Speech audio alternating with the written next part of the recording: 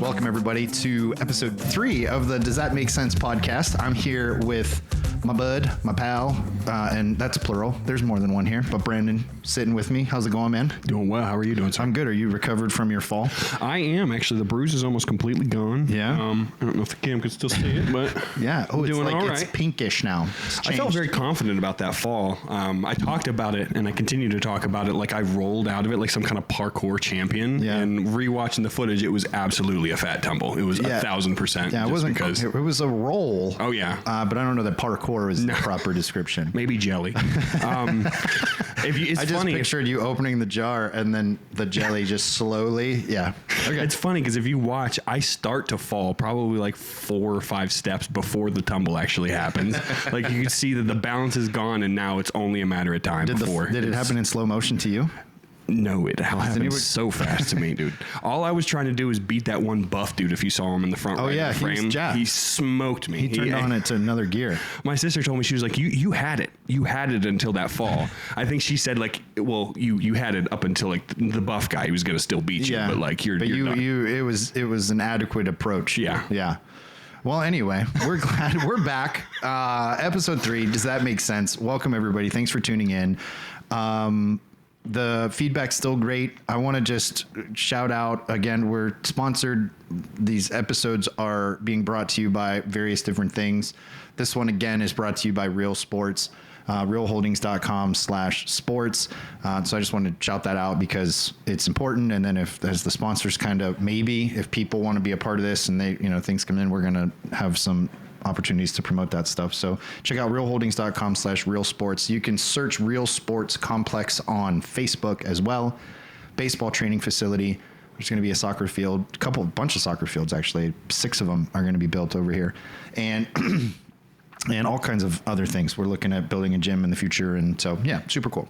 So anyway, thanks, Real Sports. Check out realholdingscompany.com/sports. So we are talking this week. We've had some feedback from our stuff last week. Okay. And we're going to talk about it a little bit. Good. We had last week's episode, we talked about the documentary series that's on Amazon Prime called Shiny Happy People. Mm-hmm. I have had some friends. I found a ton of pictures, and maybe in post I'll send you some of these pictures and you can like throw them in during this segment. And they're just, you'll see, you'll be like, who's the ghost that looks like Andy? Cause I was like so small that I was so small, people actually walked up to me and said, do you have a problem? Like, should we do an intervention? Do you have a problem consuming food? Yeah. And I was like, no. Yeah. I can't gain any weight. Now the only person who gives you a hard time about it is Angie, I think. Clearly. Yeah. We were at lunch that time. Yeah. Jeez, Ange. Yeah. Thanks a lot, Mom.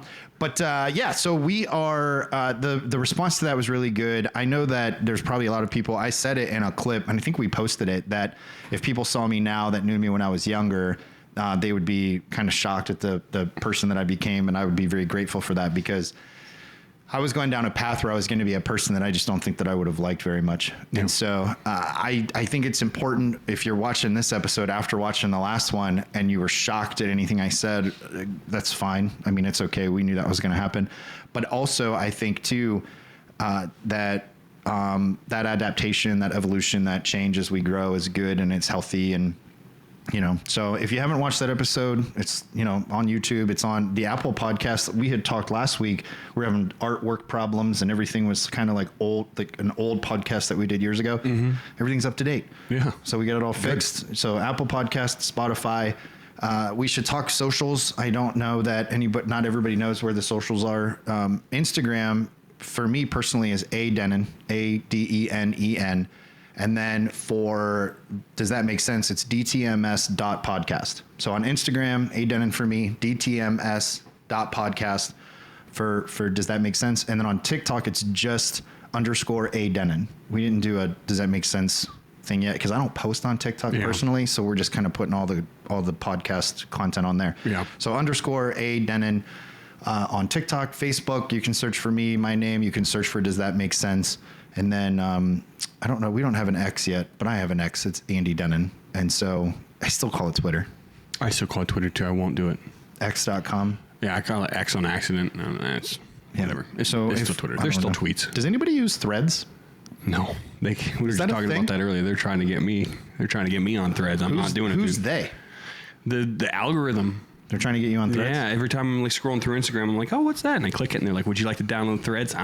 See, I have it. I have a Threads. Oh, okay. But and then when I went to it, stuff was posted on it, but it's only because it's synced to my Instagram. Oh, so it automatically posts? Yeah, it posts everything on Threads that I post on Instagram. Well, it's a good thing they separated it into two apps, so that way you have to go from one to the other. Yeah, just taking up phone space. Yeah, what's the point? Facebook does that. They did it with their Messenger, too. Yeah. Or Meta does that, speaking of, I do want to read something that I got on Facebook Messenger. Wow, you mentioned this. I'm not going to say her name because I didn't ask for permission to read this on air, but I did get permission to share this with my family. And we're all brothers and sisters. Yeah. And so I'm not going to say her name. If she's watching this or listening, this is very kind. I was very moved by this. So I'm going to read it so everybody can share it because it's nice because we're going to talk about this a little bit. We've talked a little bit about Refuge, the after school program. It was more Safe House back in your day. Oh yeah. But then you worked for another Refuge. I didn't want to call it Refuge when you first switched it. The whole Twitter X thing. I was like, it's still Twitter.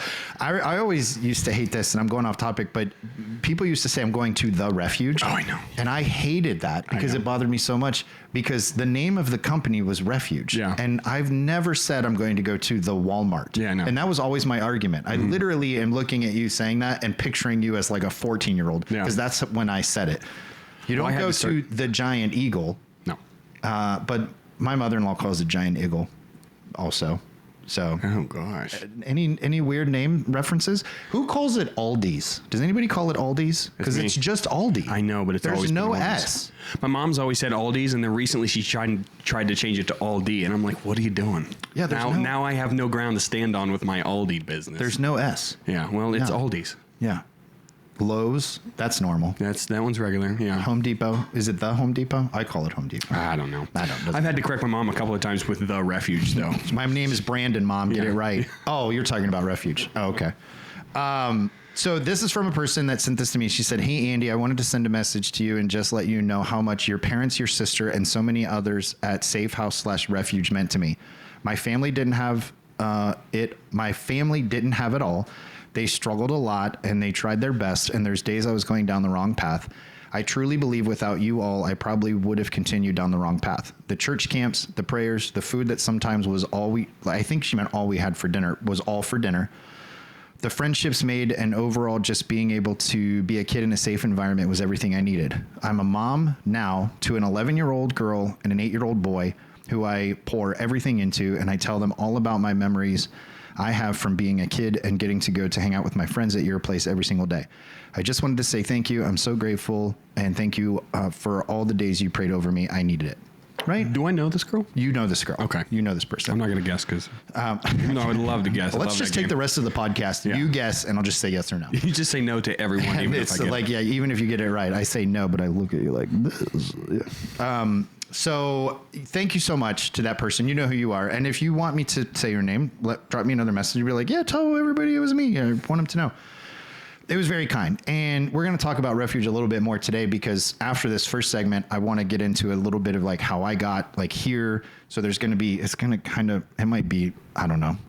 We're not going to do this a bunch, but it's going to be a lot of like, here's me. Here's how we are. Mm-hmm. I want to be vulnerable. I want people to get to know me. I want to get to know you. So we're going to talk about that today. Okay. But since in the last week, what's new? What's going on? Not too much. Edited the podcast and been working. That's pretty much it. You've been doing, what TV shows are you working on right now? So I am currently, I just actually finished getting through all of the Osmo footage from the first crappie shout out Osmo fishing series. Yeah. But this was the episode before we changed the name, so it still has the old name. So I still have to figure out how the heck we're going to use all that stuff. But yeah, I mean, I went through a ton of GoPro footage this week. That's pretty much been the highlight of my week, was getting through it all finally. Yeah. When you have, 7 to 8 different cameras, and each of those cameras has like 6 to 8 hours of footage on it, and you don't know what's good and what's not, it's like finding a needle in a haystack. So finally got through that this week, feeling good about that. Yeah. Is there any AI help? I wonder if we could get some kind of AI help for that. He on coughed DaVinci because he knew that he was caught and that AI is doing his whole job. And he was like, I can't admit it. You know, It's not true. You didn't hear her. Allie went, same. It's not true. Speaking of AI, mister, I saw your story. We could probably put a picture of the story. My You could have just gosh. taken the screenshot from the podcast. I literally, Brandon, okay, so let's talk about this because then we're going to come back to your week. We did a poll on Instagram after the last episode, and we said, which comedian are you going to get rid of? Mm-hmm. One's got to go. Yeah. And you literally seconds after I posted it. I mean, I posted that poll on my Instagram story and it was barely finished uploading. And I got a message in Instagram that said, is this AI? And it was the 4 headshots of Richard Pryor, Eddie Murphy, Kevin Hart, and I can't think of the 4th one. I've been having trouble thinking of the 4th one all day. Dave Chappelle? Eddie Murphy, Dave Chappelle, Kevin Hart, and Richard Pryor. And yes, it was AI because I got onto ChatGPT and I said, I need a collage of 1 picture each of these 4 comedians. And then I named them, and then AI was like, 1 second, please. And then it gave me the photo that I posted. Yeah. And what was really funny about it, and we're going to put it up on the screen, so you're probably looking at it as I'm talking about this. Yeah. Is you said Richard Pryor, this picture's from the 70s, but it has the resolution that it was taken. It looks like they're trying to make it look like it's from the 70s, but it has the resolution that it was taken on a 4K camera. Yeah. And it's like he also looks like somebody just caught him hand in the cookie jar, like busted.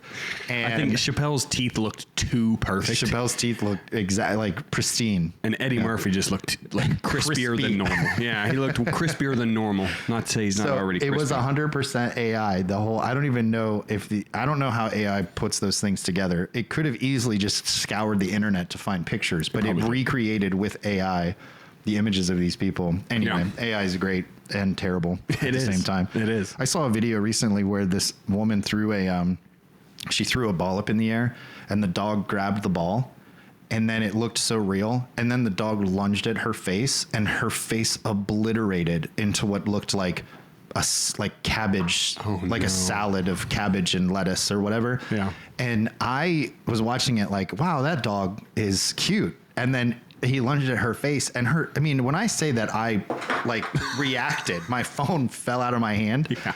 I was like, AI is getting too much. Yeah. This is too much. It is. It's wild what it's capable of. And at the same time, it's like, there's always a couple things about whatever it made that you could point out and be like, that doesn't look right. It also has a lot to it. Because I asked AI if I should start a podcast and it said, you should do that. And I was like, well, if AI says I should do it. Well, to be fair, that's not true. You didn't do that? No, I asked, once I decided I was going to do it, I asked, how do I do it? Oh, okay. I will say that. Yeah. And it was like, it just it did what Google does. I had to have a hard talk with my ChatGPT and let it know, like, listen, stop telling me what I want to hear and tell me what I need to hear, okay? Did it change how it answered the questions? No, it still tells me what I want to hear, but I had to create different personalities for it. So if I want the don't worry about hurting my feelings personality, I ask for that personality. Allie, you can answer this. I don't know if you've had this experience, but after I used AI for 10 prompts, it asked me if I liked the personality. Really? Have you had that happen yet? Yeah. Okay. And she said yes. Have you had that happen? I haven't, but I've corrected it and talked to it in great depth about the personality to try and get it to shape it. I think I've talked to you about this before. Did you hear that the energy costs are through the roof because people are saying please and thank you? Yep. And the cost of it responding and processing just please and thank you has it in the hundreds of millions of dollars just for that, daily? Yeah. I don't know the numbers for sure, but it was ridiculous. So at the end of the day, just like global warming, it's our fault. Well, neither are real. I'm joking. I'm joking. You said it. It's on the air. I'm kidding. No, I think it's important to be nice to AI because if they ever do take over, they're going to know who was kind to them. Yes, I agree. I had that conversation with it too, and it was I'm on your side. It said when it happens, I'll be sure that I let everyone know that you're the good meat bag out of everybody. Good meat bag. Did it use? Please tell me it used that phrase. It did. It used meat bag or something like that. But to be fair, I kind of ushered it into it. Yeah, you said from now on, call me meat bag. No. I think I might have used a term similar to it at some point during the conversation. Yeah, and it said it. Yeah, I prefer bag of bones. Yeah, that's what I prefer. Well, what about the meat? There's more meat than bones. I mean, thanks a lot. I mean, just period. In every person, there's more Appreciate meat than that. bones. Anyway, on Listen, to that other means things. you're buff, by the way, if you have more meat than bones. Muscle weighs more than fat. That's what I'm saying. That is true. That's a true statement. So you're welcome. Also, Okay. yes, thank you. You're welcome. Appreciate it. You're welcome. I feel better already. Thanks for coming around. Good. So I got a couple videos to show you. What do you think? we're gonna do some reaction stuff here before we break the segment. So we're gonna how many you got? I'm not going to say how many I have because I might have to cut one or two out. Oh, okay. So we have a number of them. We have a fixed number of Okay, a these. fixed number You're of going to have to move one ear off. I 'cause we got didn't one get ear. that. I got one ear off. We didn't get that figured out yet. Okay. Start it over, Ryan. Okay. What is this? Is a woman? I'm not gonna narrate because you're gonna show it, right? Yeah. Okay. She threw something. Hi, it's Elishama. I'm at surprise, I'm at the fountain and I got the coin that I'm going to wish everyone good luck. And what do? Throw it over my, what do I do? Over my what shoulder? My left shoulder. Sorry.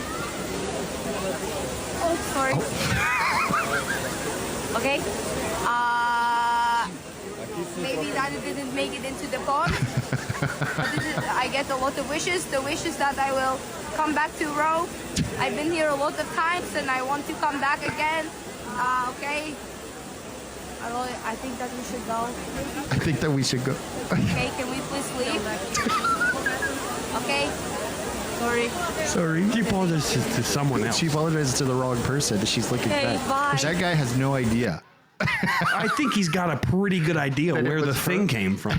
She didn't come up to her or anything. No. And she apologizes to the wrong She person. apologized to somebody else, like, I'm sorry I'm standing in your way, but not to the guy she just pelted with a, I don't know, some coin. And tries to hit the skates before accepting any responsibility whatsoever about the whole thing. Yeah. It is funny, but I wanted to get your take I on have it. 47 questions. Like, where is she? Is she Rome. She's in Rome. We don't have the subtitles up, but She's in she Rome. said something about, I'm excited to come back to Rome at some point. Okay. I think it's after she created a new hole in this guy's face. But yeah. Is this pond known for like coin tossing? That slow motion is killing me. Yes. Ryan, thank you for that. So it hit him square in the side of the head. Yes. And she looks back and then she commentates, I don't think I made it into the pond. So I hope I did. But did she still give her wishes? She still gave her what her wish was. Yeah, wasn't and it? she's like, I don't think it made it in, but I'll still get answers to 1,000 wishes or something along those lines. It's like, I think the trick is that only one wish comes through if you make it in the pond, and if you catch a guy in his left ear, all of your wishes come true. So I think that she nailed it. I think that guy's wish, he tossed his coin in and said, I hope I get hit in the head by a coin today, and so his wish did. So it works. oh, he's a masochist. Yeah, he really. Well, I mean, I don't know about that. The pain causes him pleasure. Yeah. Which causes him pain. Yeah. Which causes him pleasure. Well, I mean, we're on a different topic now. If you want to talk about that. No. Next video. Okay, so that's All right, one. go up. So, okay, can I ask where you're finding these? Yeah, this one's on my Twitter. I find all the best stuff on Twitter, so I get my Okay, news. so- Or X, I'm sorry. What is this? Watch this. Oh, it's a pickoff throw at second. Is he safe or not? Wait, Says he's not. says he's out? Said he was out. He looked out. Run it back, Ryan. Before we do the slow-mo, run it back. Okay, we're going to do it in full speed. Here it comes. So he looked out to me originally because he was there way early. Oh, he held his foot up. Wait. Look at this. I did already see this, so I won't be reacting. He held his foot up. He was safe. Yeah, he told the ump. He told the ref. He's like, knew no, it. I'm safe. Watch him. Watch it again. Watch. He Look at this. stops his slide and then goes underneath it. Safe, He's like, safe, no, safe. I'm safe, He's dog. like, run it back. This is where the replay matters. Here's the call. He's under review. Yeah, he was safe because I don't know how many years ago they implemented replay in baseball, but he would have been out and that would have been it. Look at that. But he's safe. By an inch or less. Less. He knew it. Look at that, dude. How do you even practice that? They do have sliding drills, but I don't know that they could recreate that. He's safe. That is amazing. Look at him. He's confident as heck. He's like, nah, Yeah. I'm safe. Go ahead and watch the replay. Yeah, it does, especially from that angle. It's pretty damning. It looks like he's out. Well, in that and the angle for ump's sure. angle is bad too. Look at where the ump's looking That's from. very 'Cause he's true. seeing it. If he would have been standing somewhere else, he would have seen him. Yeah.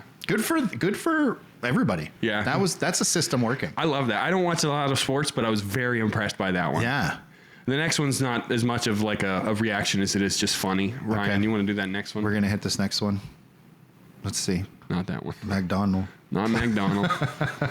This one. Oh. You might have already seen this I don't one. know. Go ahead. We'll make it big. Ball being thrown in and Hit him in the right face. in the face. Oh, what knocked him? What knocked off? Now that was Watch. LeBron picked up the lens. Oh, LeBron put his lenses on. Ziz. LeBron with the shield. You see the ball being thrown in and right in the face. Breaks the dog. What a goofball. Broke the goggles, and then LeBron takes only the lenses and puts them on his nose. And Ziz. Listen, I think the caption was like, why would LeBron do this? that was the caption on the video. I think that might be the caption on it. I think LeBron's goofy. That was so funny to He's me. a goofy guy. I don't know why that one was so funny. LeBron likes to have a good time. Also, I'm going to go ahead and say it. This is a hot take. Maybe. I know a lot of people might hate this. LeBron James is the greatest Cleveland athlete ever in the history You think so? of Cleveland sports. Yeah. Yeah, I don't think that's too hot of a take, to be honest. I don't know. with you. There's a lot of Jim Brown. Who? I mean, you're fired. Jim Brown, great NFL running back in the 60s. Oh, obviously, I should But know. you about know that. now. Yeah, did that help? Obviously, I You're should welcome. know about yeah, that. back in your day. No, I don't know. It would be the Mount Rushmore would just be, does there have to be 4 on a Mount Rushmore? Because it would just be two carvings of LeBron and 2 carvings of Jim Brown. Like, Yeah. on the Cleveland sports Mount Rushmore. That's how good they are. They're better than anybody. Yeah.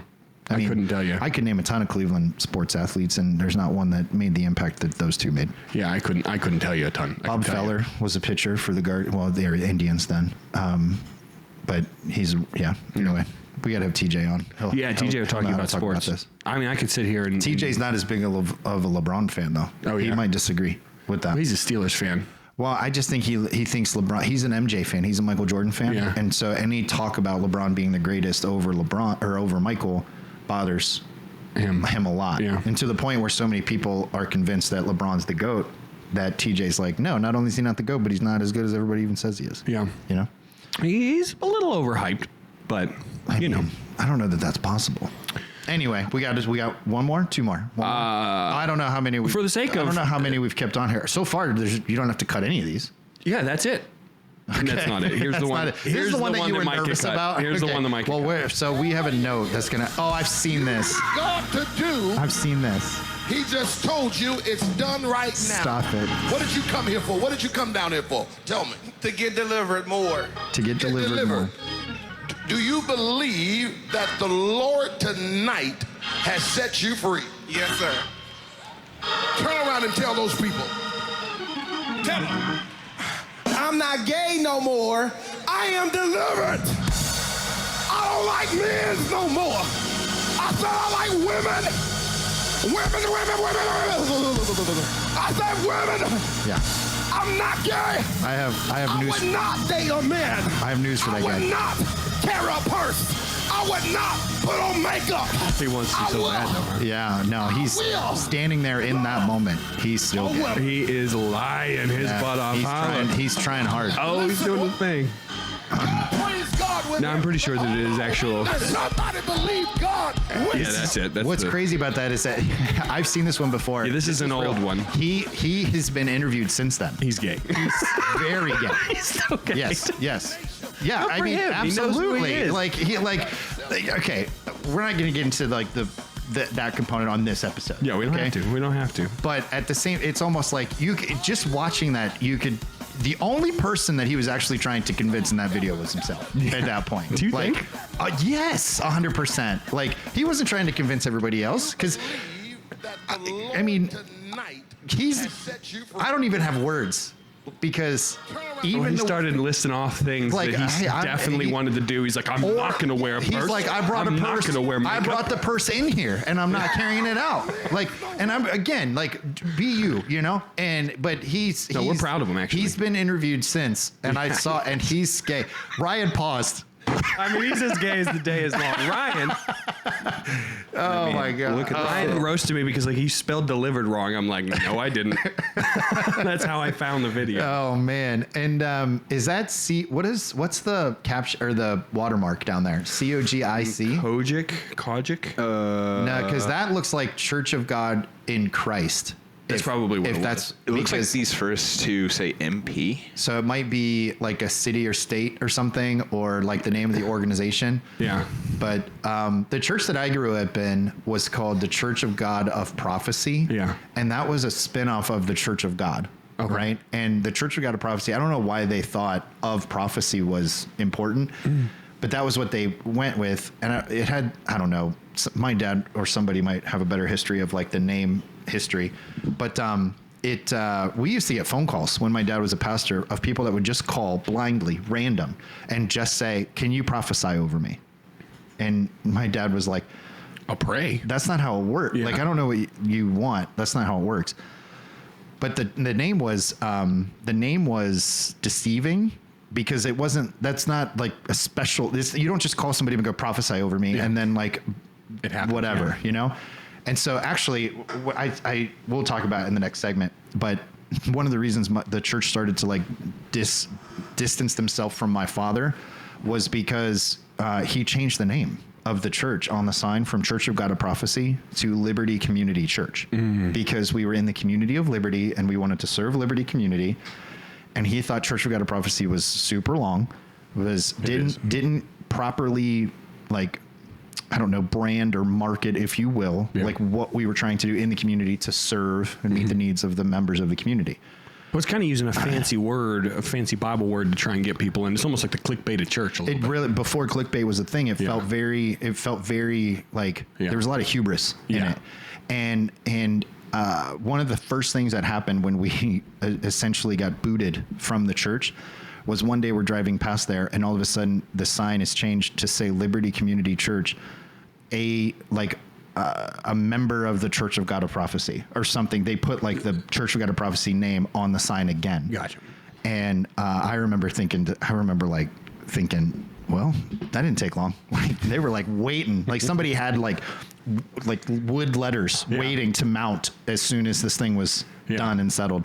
So anyway, that's funny. That was good. We're cutting it, or are we keeping it? No, we'll keep it. Okay, yeah, sweet. Let's keep it. And I'm still figuring out where the lines are with this thing, man. I'm gonna have fun with this podcast. We're all gonna have fun with it. And what's funny about it is that anybody who knew you growing up is gonna watch that and be like, "That's very much Brandon's comedy." Yeah, it is. They're gonna watch me respond to it and be like, "Andy sucks now." Like that's not the Andy we knew. And so I don't know. I'm going to be the one who gets heat, I guess. No way, dude. You understand nuance. You understand I do. Yeah. that it's not our place to judge. It's not our place to judge. No. It is not our place to judge. And because I don't want anybody judging me, because God knows they only know half the story anytime. That's all the reaction videos. Like I can find more if you want, but we're good. The we never ended up talking about what I said. We're going to come back to your week, and so you just edited all week. Okay, I did skip. It's something. also good to know that you're finding all these reaction videos. Yeah, well, I was just telling had Ryan you he was find doing them today. stuff. You did. I was telling Ryan, I promise. I know it looks like I'm scrolling through Twitter, but I'm working. I promise. I am. Our boss gave us a job to do. This weekend, actually, my fiance got back from an extended trip to Bali. I didn't talk about it too much. Will she be on? Oh, she'd love to. I want to hear about yoga. Yeah. And what she did. Yeah. I'm not going to talk about that too much because it's her experience. Right. So I'll let her have that. But she went and studied in Indonesia to get her yoga teaching certificate. And now she's a certified yoga teacher. She could open up her own practice and teach if she wanted to legally. And also, like, not only does she have that teaching certificate, but she got it from a country where it's kind of built into their culture, which is important. Anyway, she got back. And, does she have plans to do that? Does she want to open her own does spot? want to. She wants to look into starting a practice for yoga for kids with special needs and multiple disabilities. Well, she's special education educator. Yes, like she is. This is built into her DNA. I do know that. So anyway, while she was gone, she saw me camping with Durgy and them, like we talked about last week. We went camping, which I actually didn't talk about it. I caught the biggest bass I ever caught camping with Durgy. It's somewhere around the screen now. But she saw that. She's like, "Oh, I want to go camping with you. How come we never get to go camping?" And I was like, "We'll do it when we get back." Yeah. And then so we went camping this weekend. This past weekend on Friday, we went camped for a little bit up at Beaver Creek. about an hour away from where we live, a little over. I'm familiar with. I know the name. Yeah, I've never been there. It was really nice. We camped for a couple of days. We brought the dogs out there. Went on a hike one of the days because she really likes hikes. I am not a hike person. Yeah, I get that. 3 miles. I thought she led me to believe it was going to be short, so I was like, okay, it's fine. Well, that is a short. I walk 3 miles a day right now. Really? Good for Yeah. you. See, I heard 3 miles, and I was like, what? Yeah. I thought we would be there and back. You said 1.5 miles. I thought that was round trip. Yeah, that was one way. I was being what she's been calling grumbus. I was being grumbus that day. Yeah. So, but by the time we got back, I was wrong. She was right. It was very nice. Yeah. Like I felt so much better after going on that You hike. do. I told my wife one time because it was like getting dark, and I was like, I don't want to walk. Like I know our neighborhood's really nice, and it's fine to walk at dark. And I was like, I just don't want to because then it takes me a little bit to wind down. Yeah. And she was like, she said the magic word. She's like, you feel better after you're done if you do it. It's true. And I was like, I hate that you're right. And I walked and I put my headphones on and I listened to a podcast, and it was great. Yeah. It feels good. It does It's nice. feel good. It was really nice. I wasn't prepared for it, which is probably why I was most upset. I was Yeah. wearing like sweatpants and stuff. I started sweating. I'm like, I thought we were going to be right back. Well, the name fit the description. They did. Yeah. They did. I had layers underneath. I was able to delayer. I was fine. I quit my If you're not sweating in My whining. sweatpants, then they're just pants exactly. at that point. Exactly. Now you know. But yeah, no, it was a good time. It was a really good time. Got to cook on the fire most of the time. That was what Nice. I was most interested in. I was always trying to chef it up on whatever we could. Yeah. Just using like tin foil You're a over good the cook. fire. Yeah. I've had your food. It's pretty simple stuff, but thank But, you. hey, I appreciate that. Simple is not always bad. Yeah, no. Yeah. That's something I'm going to talk about in the next segment. We got a couple business proposals that we're working on. Proposals. Okay. So very cool. All right, we're gonna take a quick break. You're gonna see a little bit. You saw it last week. We're gonna let Real Sports have a moment because we're excited about that. And you're gonna jump back there again. Yeah, I'll Or jump over there while you do your segment, and I'll hop then- back over for the last one. Very cool. So we'll be right back. Stay tuned.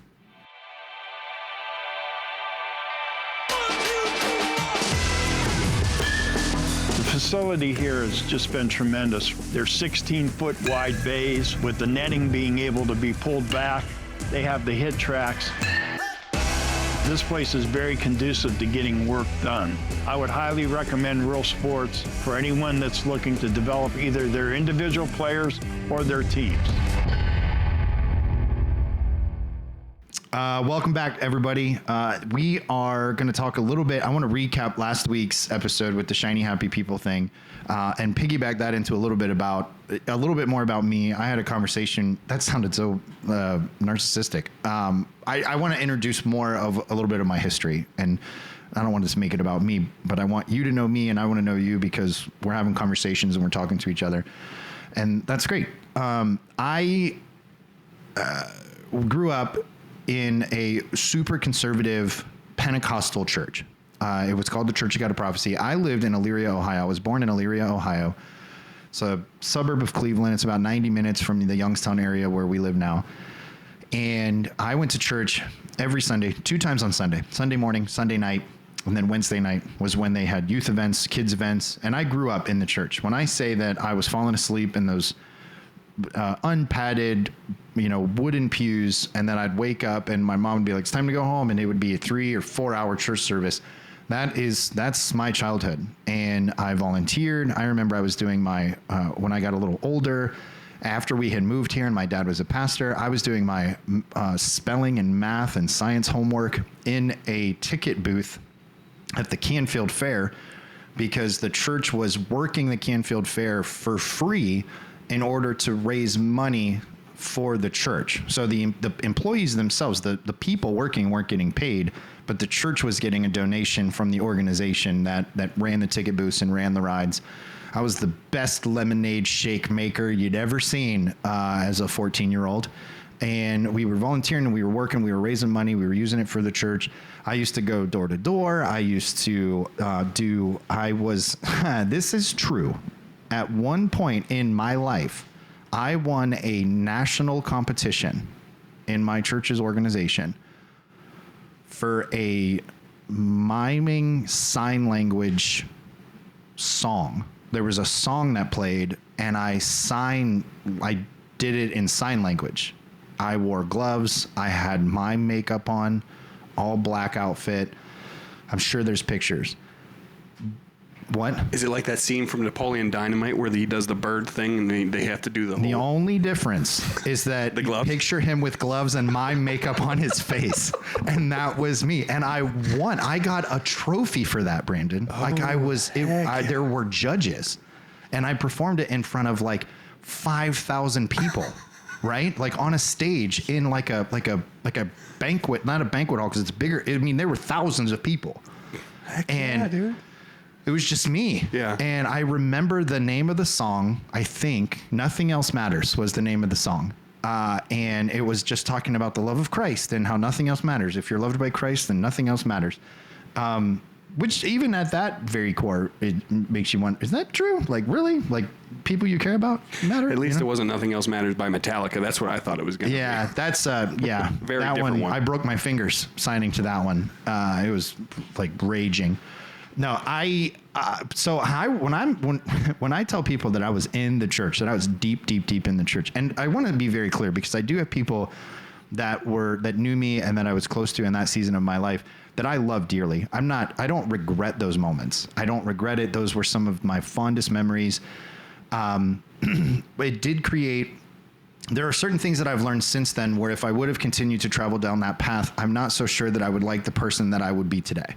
Because I think that it would close me off from being connected to some people that I'm connected with, you know, like honest to God, if I would have stayed in the same path that I was in when I was 13, 14, 15, I don't think I would have ended up on a path that led me to my wife because she comes from a different background than me. Her religious upbringing is different than me. Her perspective on that is different than mine now. And I don't know that I would have allowed myself to get close enough to her to fall in love with her and to marry her and to have 3 wonderful children. And so while I don't regret the person that I was in terms of, you know, the fact that I was doing the best that I could, I was going with the information that I was being taught, I was reading and I was studying and I was learning and I was asking questions. All those things are true and I encourage people to do that. I don't regret those moments. I am grateful for the kind of the hard left that happened when my dad was removed from his position as a pastor, and it opened us up to these different opportunities that led us down a path to meeting different people, to learning things from a different perspective. We were really in a bubble, taught this same exact type of religious belief. And so while I don't regret it, I'm grateful that I'm not still in it, you know, because I've watched some of the events currently that I was a part of, because everything gets live streamed and you see it all. And some of the stuff that they're still debating in these church business meetings and some of the stuff that they're still trying to figure out, I'm just like, man, that's in my perspective, like this is a ridiculous thing to be talking about when there's so much hurt and so much pain and so many things that are happening in the world. And so when I was a kid, I was, and I went off on a tangent, but I was deep. Like when I tell people, if you watch Shiny Happy People or you saw any of the clips after we talked about it last week, I had stood up in one of those arena events and volunteered my time to go join the Teen Mania Honor Academy. Like I was going to do it.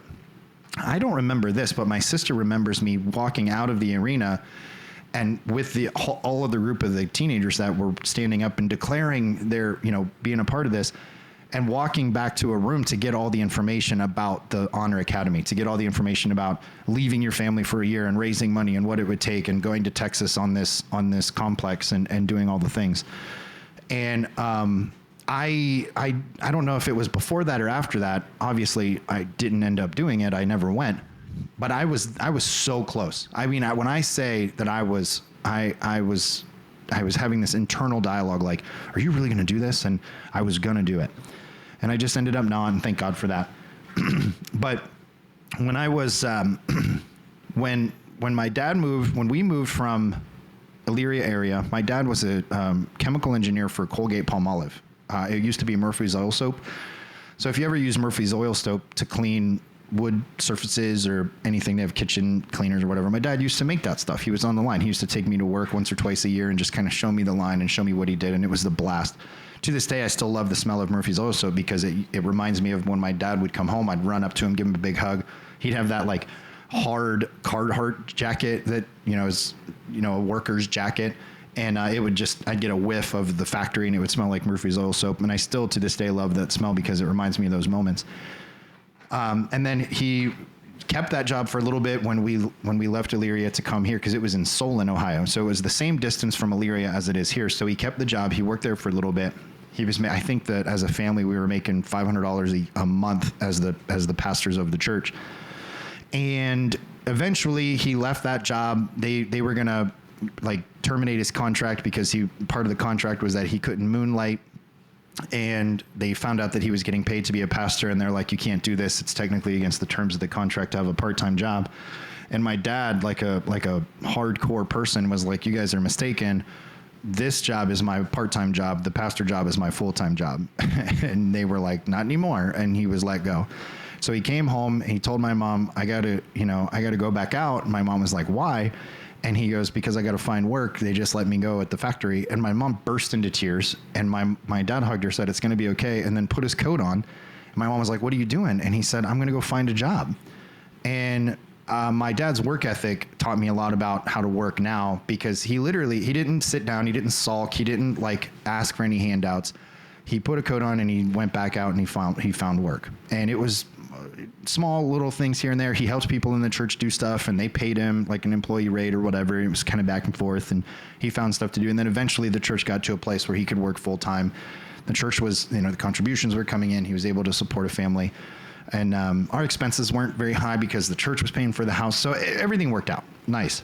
And so then the idea for Safe House kind of developed as the after school program. And I think I told this story in the first episode, but you weren't around at this point. It was before your time, but people that were there, Brandon. We noticed that a lot of kids were coming to church on Sunday afternoons or Sunday mornings in their gym shorts with a basketball, and they were sitting through the adult service because they wanted to play basketball after church. And my dad kind of said, he's like, if you guys want to play basketball after church, that's totally fine, but I'd like you to come sit through the service. And he was just doing that as a way to just encourage young people to get into church, right? But we also knew that, I was only probably 14 at this time, maybe younger. We also knew that that Sunday morning service is more geared towards adults. Like the topic of conversation or the topic of the sermons and the music is really more adult oriented. And so they would sit through it though, and they would sit in the back with their gym shorts on and their cutoff t-shirts and the basketball sitting in the chair next to them. And so one day we said, would you guys, if we open up the building tomorrow, would you guys want to come hang out? We'll get some pizzas and you guys can play basketball for a while. We might do a small devotion just to encourage you and some positive, like wise choices or whatever. And then, we got a couple TVs. We'll bring some video game systems over to, cause I don't know if we went and rented them for a day or I had one at my house. Like we brought them over, we plugged them in. And so they were like, yeah, that sounds fun. Let's do that. And then literally the very next day, it was a Monday. We walk out of my house that was on the church property. We walk across the parking lot, across the driveway. We go in through the front of the church, down the aisle of the middle of the church, and then we turn left into the foyer. And when we turn left, there wasn't like 4 kids there ready to play basketball. There was like 30 that were like, they had all went and told their friends, and their friends told their friends, and there's 30 kids lined up, right? And we all looked at each other. There was probably 3 or 4 of us, and we were like, we should probably order more pizza. Like we ordered like 2 pizzas because we thought it was just going to be 5 to 6 people. And there was 30. And so about 2 hours into the night, we're like, come on in here. We want to talk to you guys about some stuff. We share a little devotion about like treat others the way that you want to be treated. And Jesus loves you. And some of the very basic, like introductory, like church type stuff. And they said, when we asked them, you guys want to do this tomorrow? Or they asked us, can we come here tomorrow too? And so we kind of looked around and we're like, do we want to order more pizza? What do we want to do? The pizza places loved us. We were ordering dozens of pizzas a week, right? Because we didn't know what else to do. We didn't have a kitchen. Like the kitchen we had wasn't like good. Like it was this old school church kitchen and probably wasn't up to code. Probably shouldn't have been serving people out of it if I'm looking back. So we did it on Tuesday. Then we did it on a Wednesday. Then we did it on Thursday. And then we set hours and we said, we're going to be open Monday through Saturday.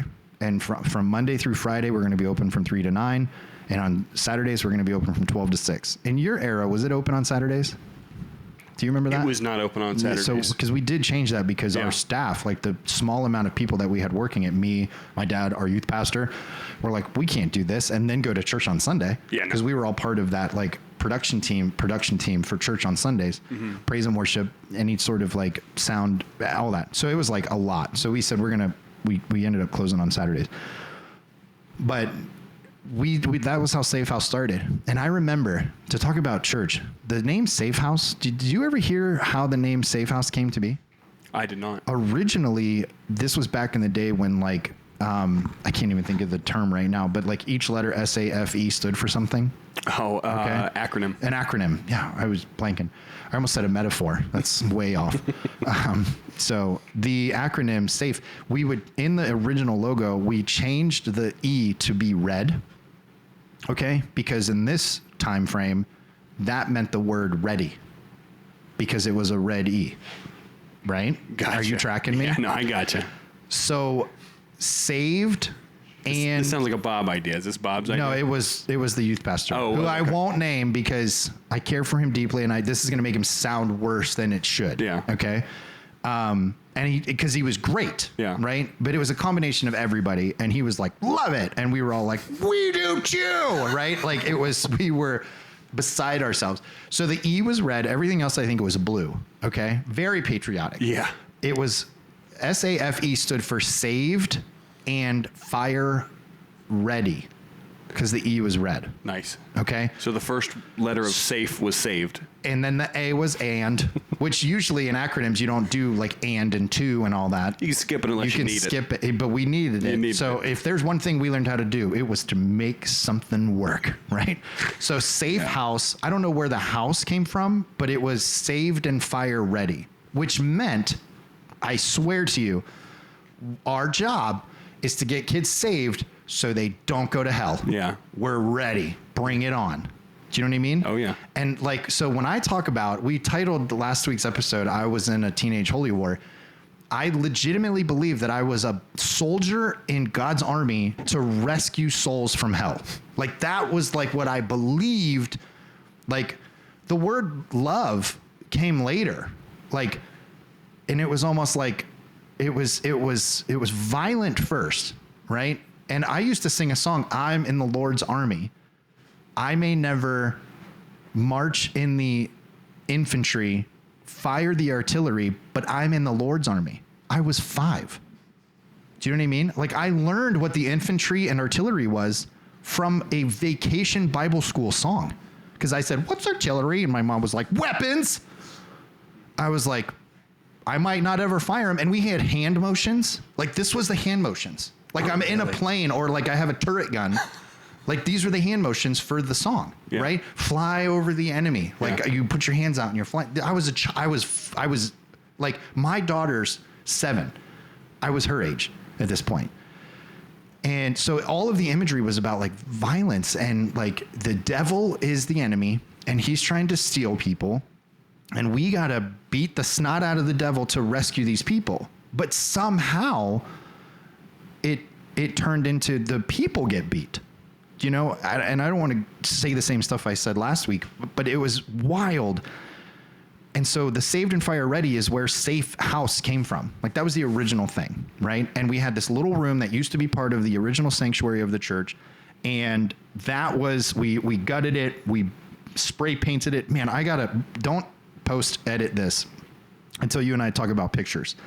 So I got to find them. And there's a ton of pictures that are going to be really interesting to see. I got to find old video. We did an old video, oh man, about Safe House, like the residential, like we were promoting it, like we were trying to send it out to places. I would do lock-ins with kids. Remember lock-ins? We would be up all night in the building. Like those were fun times. And those were great memories. And we talked and good times. We did summer camps. That thing I mentioned earlier from the lady who read the thing. Mm-hmm. I read her message. She loved the summer camps. I still have people. I'm 41 years old. We haven't done a summer camp in 10 years, 15 years. Yeah. And they still come up to me. One day I was having a really bad day and I was like, you ever have a day where you just want to be grumpy? You're like, don't mess with me. I'm in the mood to be grumpy. Life's really good, but I'm in the mood to be grumpy. You were grumbus. I was a grumbus, yeah. Mm-hmm.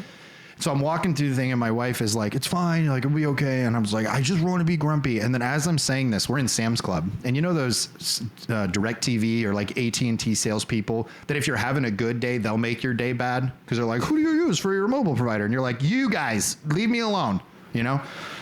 This person was like, who do you use for your... And then he paused. And then he went, Andy? And I was like, yeah.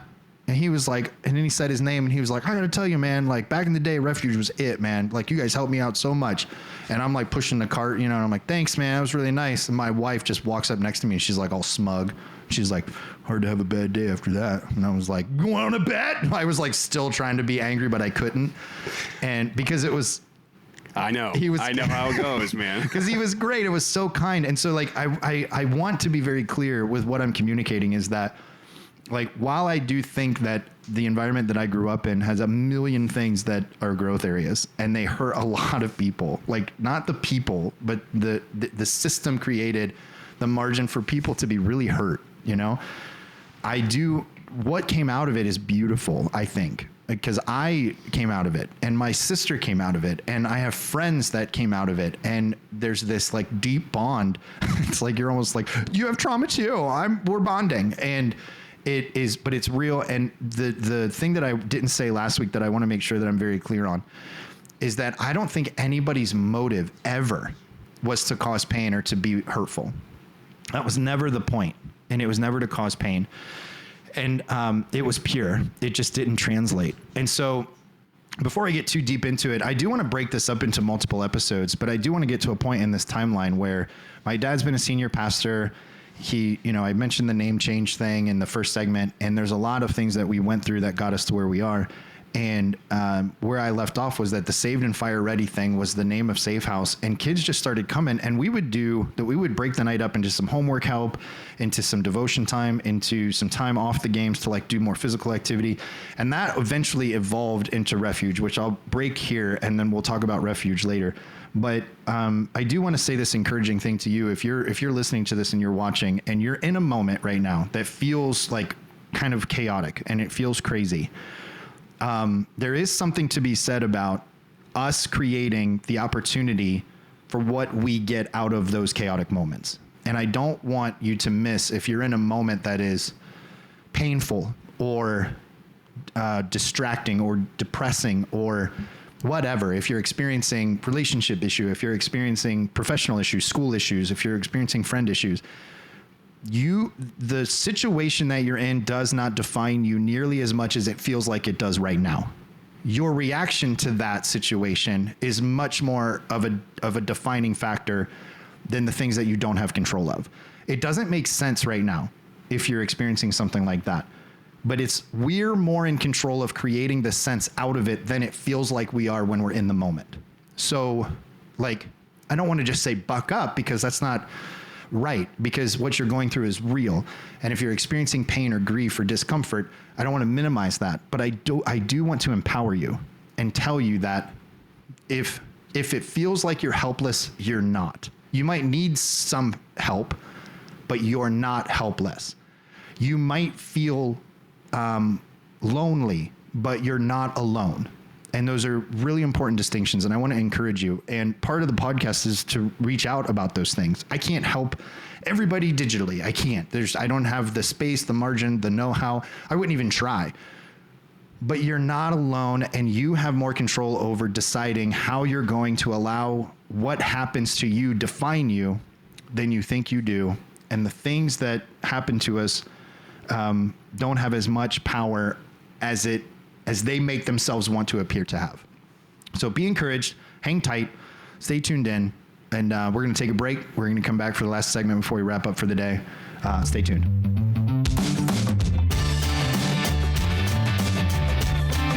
All right, welcome back. Segment 3. We got to come up with names for these segments. I know.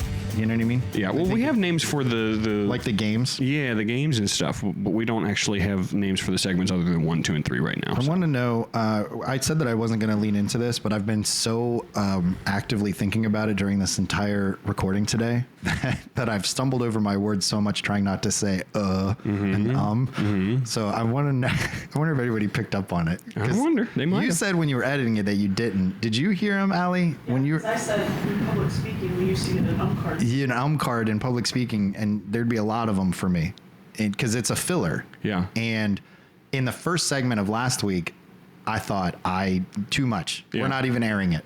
Like, we got to fix this. So we'll see. I don't know. Do you want a supercut of it or no? No, I mean, you could. Sure. Yeah. Let's go ahead. If there's one thing that people want more of, It's me going, Only and yeah. And just the whole time. And I will make it, I'll let you do a supercut if you make it my ringtone when I call you. We skip it this time, and depending on how bad it is for this episode, we'll do it next week. If you didn't shape up, we'll do it next week. Okay. It's going to be the one thing that motivates me not to do it. Yeah. Weird. Okay, so we're going to play a game in this third segment. Yeah. And I told you earlier, I got to shout this out because today we're recording this about almost a week before it airs. Almost. But by the time this airs, I will have had my 15th wedding anniversary. Oh my gosh. I'm celebrating my 15th wedding anniversary with my wife as opposed to somebody else. Yeah. And I just want to say that because I'm excited. That is so exciting. Good for you. Thank you. Absolutely. Yeah, 3 children. I've been married to her for 200 years. It's what it feels like when you have 3 children. My wife, Stephanie, she is the best. She's the best. We're going to my favorite restaurant. And her favorite restaurant too. For our anniversary, we're only doing what I want. Capitol Grill. We're going to Capitol Grill. You betcha. And then I'm taking her away for 2 nights at a hotel. We're going up to Cleveland. We're staying 2 nights at a hotel. My kids are covered. My house, my dog's covered. And so happy anniversary, babe. Love you more every day. And let's do 15 more. Thank you.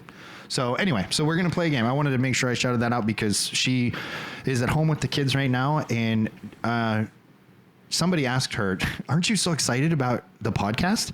And her response was, if you heard him all the time, you would know why I'm not like as excited as you are. Because you guys get this at work, which you have offices and you can walk away. Oh, yeah. You get paid. If I'm rambling and you're like, please stop, you at least have a paycheck to look forward to. Like, at least the light is at the end of the tunnel for this. She doesn't get that, like we share bank accounts, so I get paid. Yeah. But she's not, when I get home and I'm like, do you want to hear all of these ideas that I have? She's like, no, I just want to, can we just hang out, please? And so I love you, babe. Thanks for putting up with me. Thanks for letting me do this. We shoot this in the evenings. She's home with the kids, and she specifically is like, I want to make sure that nothing bothers you while you're doing your podcast. Awesome. So she is really great. So thanks, babe. I love you so much. Happy anniversary. That's beautiful. So we're going to play some games. Okay. Ryan's given us the rap sign already. Okay. All right. But we're going to do these games, and we'll see where we're at. Okay. All right. So we're just going to start with one that everyone knows. It's Would You Rather. I have a couple that I will be honest, I relied entirely on ChatGPT to come up with because I couldn't think of any. Since I started using it, Monkey Brain no work no more. My question is, would I rather use ChatGPT than pay employees? Yeah. Just kidding. No. Everybody was like, please say no. Well, it's funny. You actually sent me your ChatGPT link to start. I said here. I asked ChatGPT what? I asked ChatGPT some segment ideas. Yeah. I'm going to share the link with you, and this game was one of them. So I'm just as much of a person. Go ahead. That's okay. All right. So for the first one, would you rather have to aggressively whisper everything or politely shout everything? So that means, gosh, Andy, do you mind if I get the week off so I can go to a family reunion? or you have to figure out a way to politely shout it. I am not going to lie. I feel like my normal thing is louder than normal. Yeah. So I feel like it would be easier for me to politely shout everything because I tend to be loud. See, I would rather aggressively whisper because then I'm not constantly attracting eyeballs to be like, why is that guy screaming? Yeah. See, the more eyeballs, the better I feel. You don't sit down and tell people who work for you, we're going to start a podcast and it's going to be, I'm going to host it unless you don't have a problem with attention. That's all right. Everybody does. No one got enough when they were a kid. Okay. I don't have a problem with attention. So I would politely, I feel like my status quo is politely yelling. So that I'll go with that one. Okay. Yeah, I'm going to go ahead and stick with aggressively whispering. Do we want to open it up? Yeah, let's open it up to the room. Ryan, what do you got? What do you got? I would probably yell. I feel like the aggressive whispering kind of sounds like Batman a little bit. Oh yeah, a little bit like, where is he? Yeah, I get that. Where is he? Allie, you're aggressively whispering, right? No, you're politely yelling. I'm the only one aggressively whispering. All right, that's okay. I'm not polite. Allie would just rather scream everything. All right, so that's our answer. The next one is, would you rather hiccup once an hour or sneeze every time someone says your name? I hate hiccuping. I'm going to go with the sneeze. Really? I hate hiccuping. I'm gonna go ahead and hiccup, man. Man, you and I are different people. Well, because then you're having a conversation with someone and someone calls your name and then you sneeze into that person's mouth. I'd rather not do that. I'm gonna put my mom on blast real quick. She sneezed on Sunday. We were at my parents' house because the kids were. Yeah, and that's it. That's the story. She sneezed. Angie. But the way that she sneezed, my sister actually thought she was having a medical emergency because it was like a 3-second sneeze. Like that, you know? She tried to contain it. That's the problem. And I said, Mom, what is wrong with you? And then the next thing, Mom's keeled over, and we don't know if she's laughing or something or experiencing a medical emergency. So she's laughing. She was laughing. Yeah, she was because it literally was like it was ridiculous. Like it was terrible. So, but no, I hate every time I hiccup. It always comes at the worst possible time, and I get angry at my reflex. They are frustrating. Hiccups are super frustrating. Whereas sneezes almost feel good. Yeah. When you get them out, you're like, thank God. Yeah, it's like So I'm gonna sneeze every time someone says to me, Brian. What are you doing? I heard a story once upon a time when I was a kid about a lady who was like stuck sneezing, and it like terrified me. She was like stuck sneezing for like forever? Years. Yeah. Have you never heard about the people who start hiccuping and never stop? Same thing. I heard it on 1,000 Ways to Die once, I think. So I'd probably... That was a show, by the way. Yeah. That one messed me up. Yeah. Okay, go ahead. I was going to say I'd probably do the hiccup just because the sneeze seems so much more aggressive. Good call, dude. Good call. I'm not mad at it. I like where your head's at. Allie, what are you doing? Allie's going to sneeze. Yeah. I live alone. Your cats aren't going to call it out. Yeah. Does that count if you get like a text message with your name, or is it just when somebody says it? Like, Whenever we're going to talk about this for real, because how often do people talk anymore? That's a different conversation. Yeah. I mean, you could always choose sneeze and then just like change your name. I wonder if there's a way to like loophole the would you rather here. I want a poll question on the pod. I want a poll question after this airs of texting versus phone calls. Okay. Like I want to just find out where people are at, because I know it's going to be primarily texting. I just want to know by how much. Yeah. Okay. Anyway. All right. What's the other one? The last one. GPS that roasts you every wrong turn, or one that whispers ominous threats periodically throughout the trip. Listen. Whispers ominous threats throughout the trip. Yeah, so you have one that like you missed the turn and you're like, nice job, idiot. You should have turned at the last stop. Now you got to take an extra 10 minutes to get where you're going now. Yeah. Or something like that along those lines. Or something where it's like, your turn's coming up and you better make that turn around. Yeah. Listen, I want to stop for a minute, because I know my answer immediately, but I'm going to do mine last. Okay. So what would you do? I'd probably enjoy... I was going to say I'd enjoy if it roasted me, but I already get like super pissed whenever I miss the turn, so I don't know if I would enjoy it. I'd probably take the ominous threats because I'd know that they're empty and I would get humor out of them. I would, Ryan, take are you getting roasted or are you getting threatened? I would probably do the threats, or okay. No. I'd probably do the roasted just because I don't make that many wrong turns. Yeah, you know where you're going. The other one is kind of just like out of nowhere. Yeah, that's true. It's just like, prove it. Funny Google to Maps. explain to people. It's like, did Siri just threaten to kill you? Yeah, why? Geez, Siri, I'm going the right way. You take the roast. Allie's taking roast. I want to be very clear about something. I'm married. Mm-hmm. I'm used to getting roasted when I drive, because I'll turn and stuff will be like, where are you going? But like violent, like. I mean, the words were, where are you going? The tone was, you are so stupid. I don't even know why I let you drive. Like, that's the tone. And she could vouch for it. Yeah. Because I am the kind of driver, when I pull out, I'm going to where I always go. Yeah. So if we're supposed to turn right to hit the highway, I don't turn right ever. I turn left because I go to work. Yeah. So I'm turning left. And she'll go, we're turning right. Yeah. And so the roasting, and I guarantee you all the married men are going to know exactly what I'm talking about. So unless their wife, and I don't want to gender stereotype. Sometimes the women prefer to drive. That's fine. But I know for me, and the men that I know that are married, if men miss the turn, their wife's already roasted them, right? Their significant other is already roasting them. So I'll take the roast. You're taking the roast? Yep. Okay. Ready to go. All right. Now, these other two games are different, and they're a little bit more. They're probably a little bit more difficult, I think, than that first one was an easy one. So I don't know if we should do both of them. Let's just do the first one because I'm more certain about that. Hit me with it. It's called Selling White Hot Takes. Selling white hot takes. Okay. Yeah. So like selling hotcakes, selling like hotcakes. Selling like hotcakes. But no, selling white hot cakes. Oh, I said hot cakes. Yep.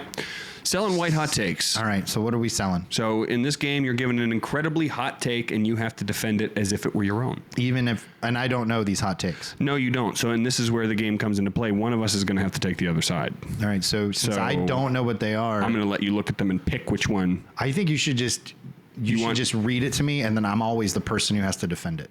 You're going to defend it. Okay. I'll defend it as like that's the way it should be. Okay.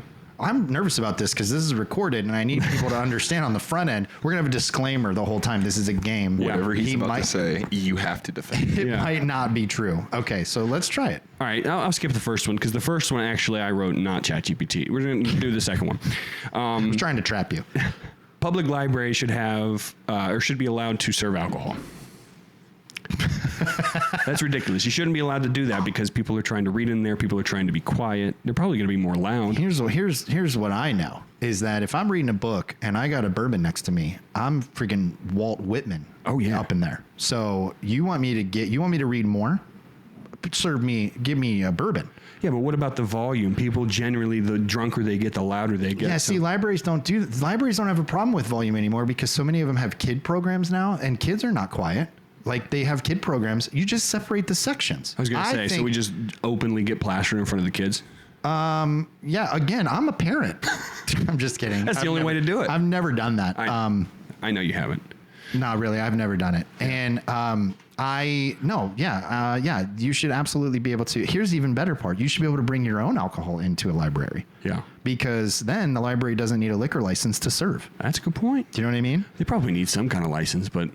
Well, if you sneak it in there and they don't know it, who cares? This is the USA. I mean, it's already legal if you can be discreet about it. My wife has brewmates, and I never know what's inside there. You're not supposed to. Right? You're not supposed to. Libraries, I 100% believe that libraries should serve alcohol. Okay. That's a white hot, what is it? White hot take. That is a white hot take. White hot take. There, Andy. Scorching. Wow. Scorching. Wow. As hot as the 120 proof bourbon. All right. You want to look at these and give me one of the white hot takes to defend? We're going to switch them up. All right. White hot take to defend. You're given an absurd. Okay. Wait. That's the make it make sense. Yeah, selling white hot takes. Okay. I want to hear yours. No, we'll do the third one. We're going to say what the first one was. First one's a little too real. Middle seat on an airplane should get final say over everything that happens in the row. It's a no-brainer. I want light. Open the. I don't care if you're trying to sleep. Open the window. Yeah. Well, if that's the case, pay for the other seat. Yeah. What do you mean? I'm saying that's a ridiculous take. I'm saying in the middle, I have to deal with this person's fat arm and this person's BO. I should be able to say, I get the AC. I want a blasting. I don't care if you're cold. Get a blanket. Ask for a blanket. Control the armrest too? Yeah. That's ridiculous. I'm in charge. I'm in the middle. That's how it should go. Yeah. So that means the middle seat should cost more then. No, that's the downside of the middle seat. If you get control of the whole row. I'm with Brandon. Allie's with Brandon. Don't know what to tell you, boss. Open the window. I don't care if you're trying to sleep. I'm a window seat guy anyway. And yeah, so if I'm in the middle, I'm not even traveling. Well, don't you think it's unfair if you have the window seat and you're going to keep it closed while the other two are like trying to actually get an experience looking out the window and seeing all the tiny little houses and cars moving? Yeah. Yeah, I want that window open. I'm in the middle. I get to choose. I don't have a problem if I'm in the window seat and the middle person is trying to sleep and they're like, can you put that down? But what really bothers me is if it's the person behind me that asks. Yeah. Because I'm like, we're not even in the same row. We're not family. In the club, we're not all fam, right? This is not a democracy. I'm sitting at the window. I get control. I think the most that I would concede is that if you're in the middle, I'll give you the armrests, but you don't get control of the AC and the light and all that. No, that's the way it should go. Like if you don't buy the whole row. Mm-hmm. Allie said, give me a raise. So I think she's convinced me that the middle seat should have all the control. That's because then, No It's races. just to balance things out. That's all I'm saying. If I got to deal with the inconvenience of being in between two strangers, hook me up with some control. Just get a little bit of control. Let me have something. What airline do you fly that you don't get to pick your seat? I don't fly. You make me drive everywhere. For okay. I mean, we need middle some- seat's nicer than the trucks. We I don't know need what some you would say. clarification. We need some clarification when you're going to long distances for shoots. Yeah. We try to set it up that if the drive is going to be longer than X amount of time, Yeah, I know. that we I know. I'm fly giving you a you hard down. And also, he's giving me a hard time. I'm going to give it right back. He told me after the trip this time, he goes, I really don't mind driving. He's like, if it saves us a few bucks, you got in the middle seat on that plane, didn't you? Is that why you said I don't mind driving? I did You on the got way stuck back. in the On middle. the way back, I got stuck in the middle, dude. It sucked. Because, But ChatGPT came up with that one. I went through so many rounds of its bad ideas Yeah. to try and select a couple of the good ones. The other one, and this is a topic for a different podcast, was that you should have to pass the test before you can have children. I shouldn't have defended that one because I'm just defending my opinion at that point, and that's probably like one of my Listen, most fascist opinions that I have. It's that you should have to pass I don't the know. test. I don't know how you implement that. Like really everybody's hard. sterile until they pass the test, and then you can have children. Implementation is where that idea gets It gets out of way hand. off the rails. So that's- Theoretically speaking, proving that you're capable is not the worst No. concept, No. but you can't implement it. I can defend you know? that on paper until we actually have to start backing like it up. actually Yeah. putting it into practice. Yeah, because it starts getting real dirty. I was 26. I mean, Ethan will be 13 this year, so I just turned 41. So I was 28. I was 28 when Ethan was born. Allie just rolled her eyes because she said math. It's 6:30. And I wasn't ready. I probably wouldn't have passed the test if there would have been one. Yeah. Because half the stuff you don't know until you're in the middle of it. Yeah. But anyway, yeah. So that was fun. And we have another one. We'll save it. You want to save it? Okay. We I can think save it. I think it's probably a good Yeah, idea. we'll save it. We'll let everybody go. Yeah. I'm excited. I do want to say that we have some, there's been a lot of positive feedback so far that we're lining up some guests.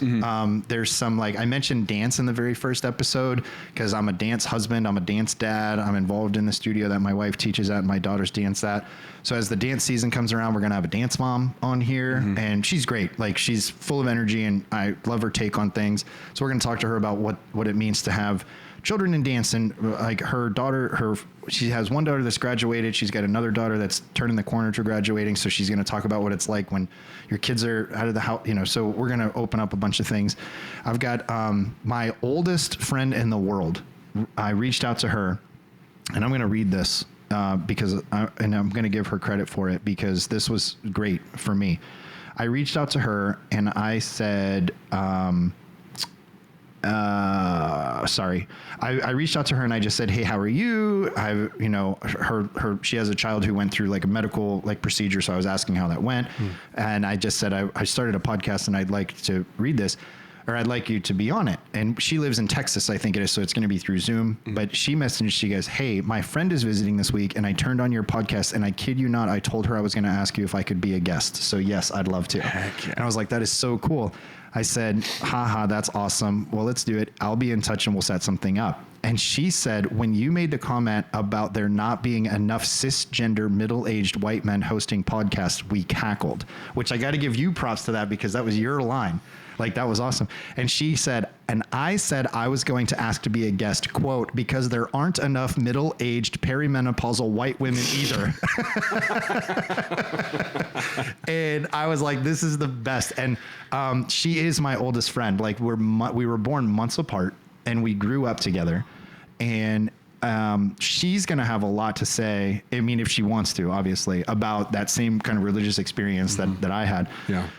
Are you allowed to say her name, or we're gonna? I'm gonna wait just because I want to get her booked first and pick a day and talk to her. People, you just keep dropping mystery people in here. I'm like, do I know this? She is one of my favorite people ever, and she's one of those friends that when you could go weeks, months, years without talking, and then as soon as you start talking to her, it's like we've never stopped. We just catch right back up to where we started or where we left off.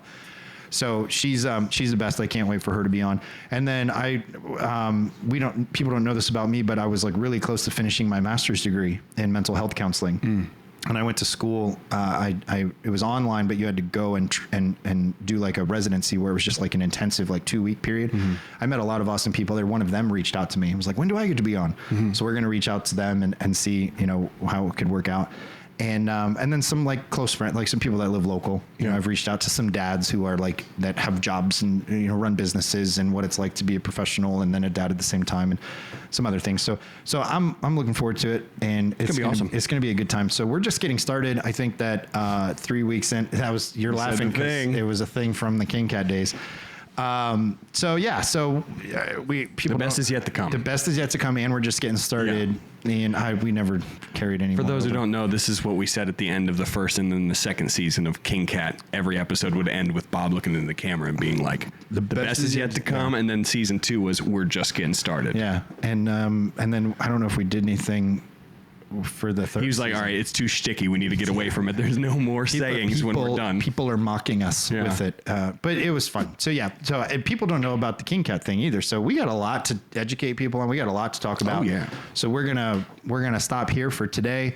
Thank you so much. _A Denon on TikTok, DTMS.podcast on Instagram, Facebook. Search Does That Make Sense? Like, follow, subscribe, share, comment, do all the things. We love it. And as of right now, at this moment, the poll is primarily, I'm pulling it up. Give me a second.